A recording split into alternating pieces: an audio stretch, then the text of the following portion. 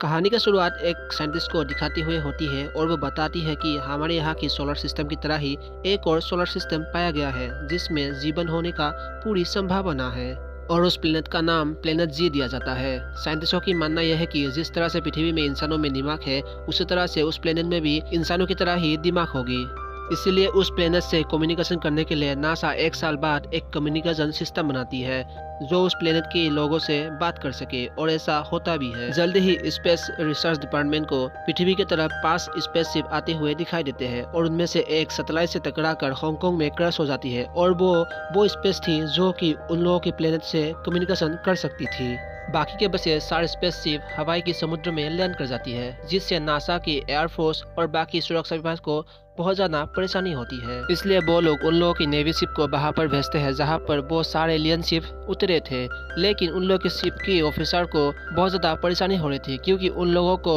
वो शिप तो दिखाई दे रही थी लेकिन उन लोगों की रडार में नहीं आ रही थी। इसके बाद हमें एक लेफ्टिनेंट कमांडर को दिखाया जाता है जिसका नाम एलेक्स होती है, और वो जब एलियन शिप के पास जाकर उसे छूता है तब उसे एक जोर का झटका लगती है जिसकी वजह से वो दूर जाकर गिरते हैं, लेकिन वो ठीक होता है और थोड़ी देर बाद ही एलियन शिप से एक चमकदार रोशनी बाहर निकलती है। आसमान में एक बहुत बड़ा ब्लास्ट होती है जिसकी वजह से एक कवच जैसा चीज बन जाती है और उसके अंदर बहुत सारे नेवी का शिप फंस जाते हैं और बाहर भी नेवी का ही शिप होती है, और थोड़ी देर बाद ही एयरफोर्स भी आ जाती है। वो उस कवच पर फायरिंग करने लगते हैं लेकिन उस कवच पर किसी भी बॉम्ब या फायरिंग का कोई असर नहीं हो रहा था, और थोड़ी देर बाद ही एक प्लेन अंदर आने की कोशिश करती है लेकिन वो वहीं पर ब्लास्ट हो जाती है। इसका मतलब ना ही बाहर से कोई अंदर आ सकती है और ना ही अंदर से कोई बाहर जा सकता था। सुरक्षा कवच के अंदर जितने भी जहाज थे वो लोगों की कम्युनिकेशन सिस्टम जाम कर देते हैं जिसकी वजह से वो लोग आपस में कम्युनिकेट नहीं कर पाते, और अगले ही पल पानी के नीचे से 3 और स्पेसशिप बाहर निकलती है जिसे देखकर पता चलता है कि ये वॉर मशीन है, और वो लोग भी अपनी जवाबी कार्रवाई करने के लिए पूरी तरह से तैयार थे।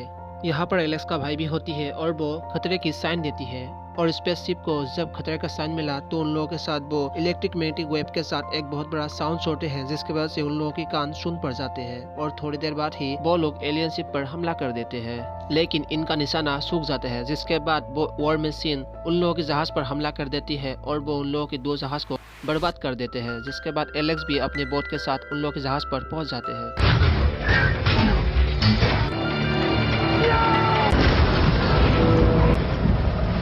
वो पूछता है इस जहाज का इंचार्ज कौन है, तब उसे बताया जाता है कि यहाँ का सारे लोग मर चुके हैं और आप ही अब इंचार्ज हो और आपको ही अब डिसीजन लेना होगा। तो वो फैसला करता है कि वो एलियन शिप पर हमला करेगा। हालांकि वो जानता था कि वो उनसे जीत नहीं पाएगा लेकिन वो अपने सीनियर और अपने भाई का बदला लेना चाहता था।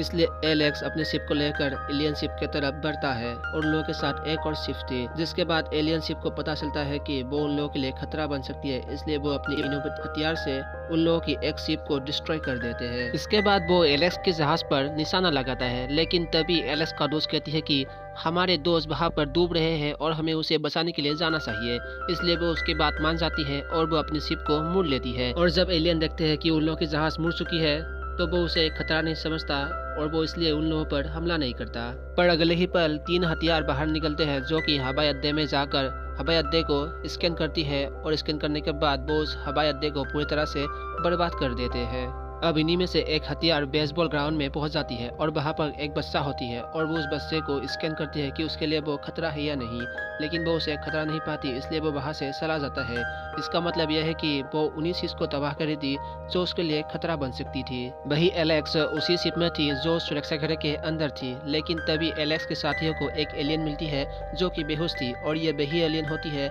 जो सैटेलाइट के टकराने की वजह से डिस्ट्रॉय हो गई थी। एलेक्स उस एलियन की मास्क उतारता है तो वो पाता है कि हूबहू इंसान की तरह ही थी, इसलिए वो उसकी आंख खुलता है, लेकिन तभी वो एलियन जाग जाती है और वो उसके हाथ को एलेक्स की सर पर रख देती है। दरअसल वो टेलीपैथिक पावर से एलेक्स से जुड़ जाती है और वो उन्हें दिखाती है कि किस तरह से उन लोगों ने कई सारे प्लेनेट को तबाह किया है, और तभी उस एलियन का साथी आ जाती है और वो उन सबको स्कैन करती है तो वो पाती है कि वो लोग इंसान उसके लिए खतरा नहीं है क्योंकि इनके पास कोई हथियार नहीं था, और वो अपने एलियन साथी को लेकर वहां से चले जाती है। लेकिन अभी उन लोगों की शिप में एक एलियन थी जो उन लोगों की हथियार वाले कमरे में पहुंच चुकी थी। वो उन लोगों की हथियार को स्कैन करना शुरू कर देते हैं और वो जानना चाहता था कि इंसान आखिर कौन सी टेक्नोलॉजी इस्तेमाल करती है, और साथ ही वो उस हथियारों को तबाह भी कर रही थी। लेकिन तभी एलेक्स और उसकी एक फीमेल साथी वहां पर आ जाती है। एलेक्स जानता था कि वो उससे जीत नहीं पाएगा, इसलिए वो अपनी साथी को कहती है कि तुम कंट्रोल रूम में जाओ, और वो उसे देख कर ले आती है और वो किसी तरह से उसे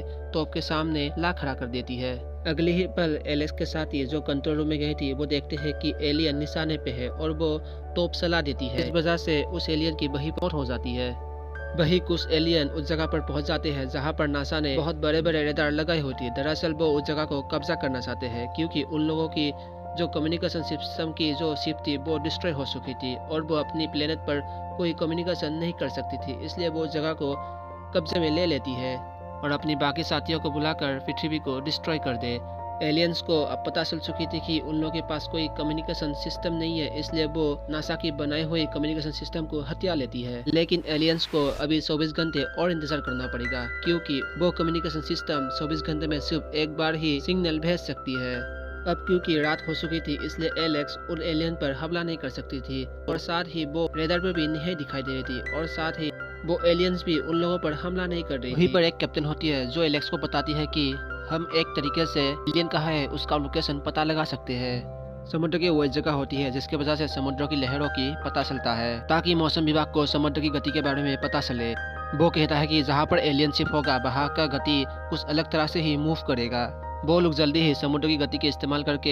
एलियन शिप कहाँ है उसका पता लगा लेते हैं। ये लोग अपनी शिप से एलियन शिप के ऊपर मिसाइल फायर कर देते हैं लेकिन वो मिसाइल मिस हो जाती है और एलियन को भी पता चल जाता है कि उन लोगों की जहाज कहाँ पर है और वो लोग अपनी आधुनिक हथियार से उन लोगों के ऊपर भी मिसाइल छोड़ देते हैं लेकिन उनका निशाना भी सूख जाती है। उसके बाद उन लोगों की शिप के ऊपर 2 एलियन शिप आ रही होती है और समुद्र में रखे हुए बोइंग के हिसाब से उन लोगों को पता चलता है कि एलियन शिप कहाँ है और वो उसके हिसाब से एलियन शिप पर हमला करने लग जाती है और इस बार इनकी निशाना लग जाती है और वो दोनों एलियन शिप वहीं पर खत्म हो जाती है और ये उन लोगों की पहली कामयाब थी जिससे उन लोग बहुत ज़्यादा खुश हो जाती है। अभी एलेक्स को कम्युनिकेशन ऑफिस के बाहर से कम्युनिकेशन ऑफिसर का एक कॉल आती है और जिसमें एलेक्स का गर्लफ्रेंड होती है और वो उन्हें बताती है कि तुम्हें जल्द से जल्द उस एरिया को उड़ाना होगा जिस एरिया से तुम लोगों ने एलियन के साथ कम्युनिकेशन किया था क्योंकि अब से 4 घंटे बाद वो कम्युनिकेशन सिस्टम ऑन हो जाएगा और वो लोग अपनी प्लेनेट पर कम्युनिकेट कर सकेंगे। अगर ऐसा हुआ तो उन लोगों की प्लेनेट से हजारों एलियंस आएंगे जो हमारी धरती को